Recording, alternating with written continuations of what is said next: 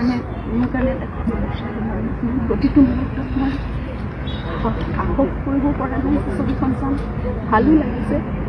মই আজিলৈকে কিন্তু কাম চলি থাকোঁতে মই স্কুলত এটা গানো মই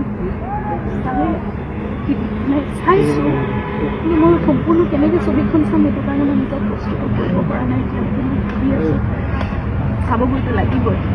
আৰু সকলোৱে ইমান ইতিমধ্যে মৰম দিছে। জানো জুবিনৰ যিটো সপোন সেয়া পূৰা হ'ব, কিন্তু এটাই দুখ যে তেওঁ নিজৰ স্বচক্ষুৰে যদি চাবলৈ পালে দেৱালী বহুত সুখী হ'ল, কিন্তু তেওঁ সুখী হ'ব তাৰ পৰাই সন্তুষ্টি।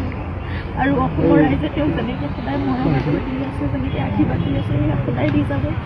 অসমীয়া ছবিৰ যিটো মাত্ৰা, যিটো যাত্ৰা তেওঁ চাব বিচাৰিছে, সেয়া তেওঁ সপোন পূৰা হ'ব দিনালীৰ যোগেদি। আৰু ইয়াৰ পিছত আহিবলগীয়া সকলো অসমীয়া ছবিয়ে ইয়াতকৈ বেছি ভাল কৰিব। অসমীয়া ছবিৰ এটা সাংঘাতিক ধৰণৰ উত্তৰ আমি যি তেওঁ যি সপোন দেখিছিলে বা আমি যি তেওঁৰ সৈতে কাম কৰি সপোন দেখিছিলোঁ, সেয়া সম্পূৰ্ণ হ'ব। সেইকাৰণে ভাল লাগে।